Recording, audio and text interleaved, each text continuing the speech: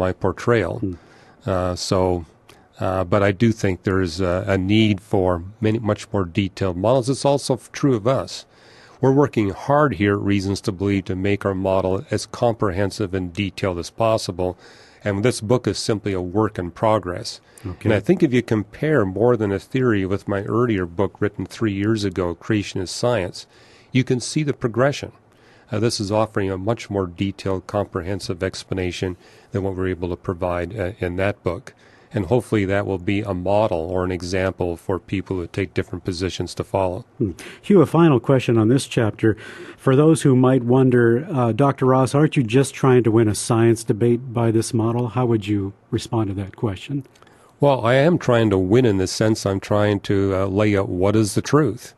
And if our model is closer to the truth than other models, well, that's just the way the cookies crumble.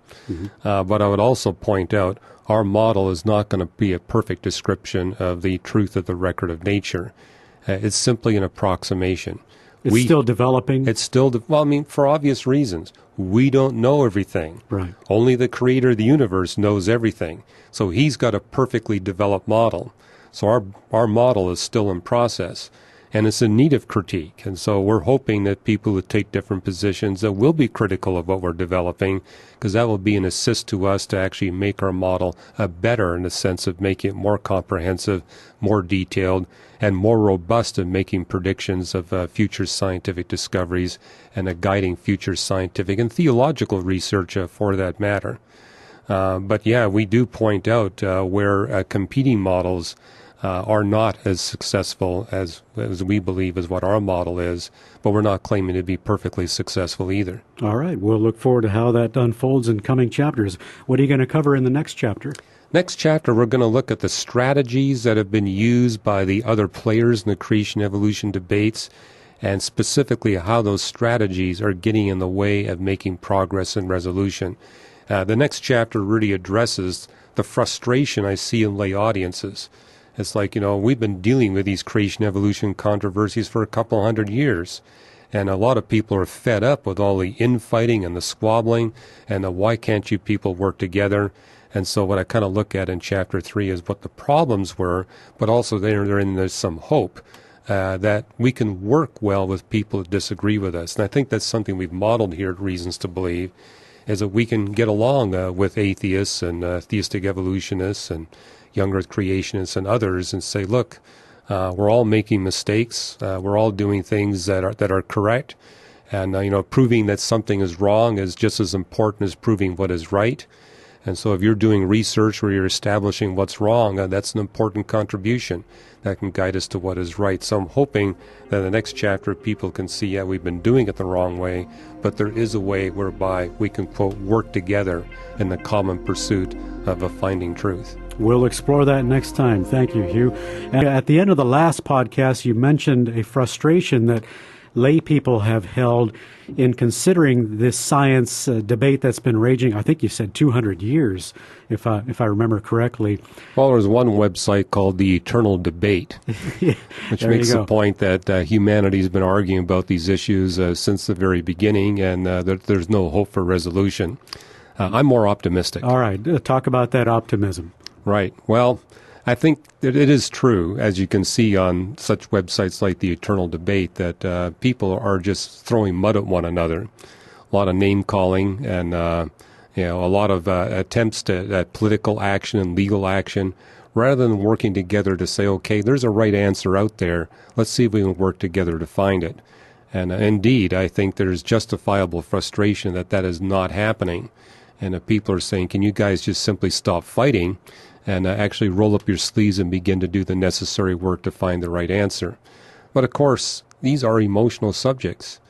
People's beliefs are at stake. We're not just talking about some scientific enterprise that really has no implications on your life. What could be more important than to discover, is there a creator that has made me?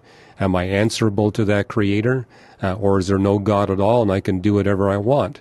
So in that context, your emotions are going to get in the way. And I think we need to just be, forthright in saying that's bound to happen. Not everybody's going to be objective about this. In fact, you could argue perhaps nobody's going to be objective about this.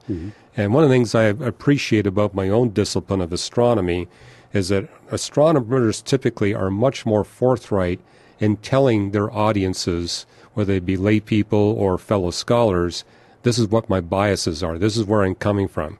I'm an atheist, or I'm an agnostic, or I'm a deist, or I'm a theist, or a Christian. They're much more willing to say that and explain how that affects the interpretations they develop. Laying your cards on the table so people can see where you're coming from. I think the biggest complaint I've seen in these creation-evolution debates is the worry about deception, that people are trying to hide their real agenda, trying to hide their true objectives and belief systems here, or to pretend that they're completely objective on these issues. And so I'm saying maybe step one is simply laying your cards out on the table and telling people where you're coming from. Hugh, how have Americans, if this podcast goes out everywhere, of course, but primarily to Americans perhaps, how have Americans changed in the way they've thought about these things since Darwin's time? Well, America is a place where there's been detailed surveys on people's beliefs about creation and evolution. And I don't think Americans are any different than anybody else. In fact, America is a place where we got people from all over the world. And it's just simply that these kinds of surveys have not been done in the detail that they've been done here in the U.S. So I think this is representative of worldwide opinion, and that's backed up by European surveys that have been somewhat comparable in their scope. But there was a research study done in 1914 through 1916 by a psychologist, Professor Luba. And what he did is he surveyed scientists in a book called American Men of Science. It's now called American Men and Women of Science. Yes. But back then there weren't too many women in science. And he surveyed their beliefs and discovered that about 40 to 45% of them believed in God and an afterlife. But he predicted back in 1916 when he published this that with the advance of scientific research and spreading science education amongst the lay public, that belief in God would seriously wane over the coming decades. And what's interesting is towards the end of the 20th century, that survey was repeated amongst American men and women of science, and they didn't see any difference. It was still 40 to 45% that believed in God and an afterlife, showing that the march of science has not disturbed the beliefs of scientists in God. And likewise, the same thing has happened with the lay public. Now, at the beginning of the 20th century, 90% of the U.S. population believed in God and an afterlife. At the end of the 20th century, it's still 90%. There's been no change. Wow. In spite of the fact that the American populace as a whole is far better educated in science than they were at the beginning of the 20th century. Therefore, you can't say that science is proving that there is no God. However, there's been a response. I noticed what the atheist scientists were saying, well, wait a minute. Why don't we look at the, quote, better scientists? And so what they did is they did a very small survey of the members of the National Academy of Sciences. Now we're talking like only 1,500 members.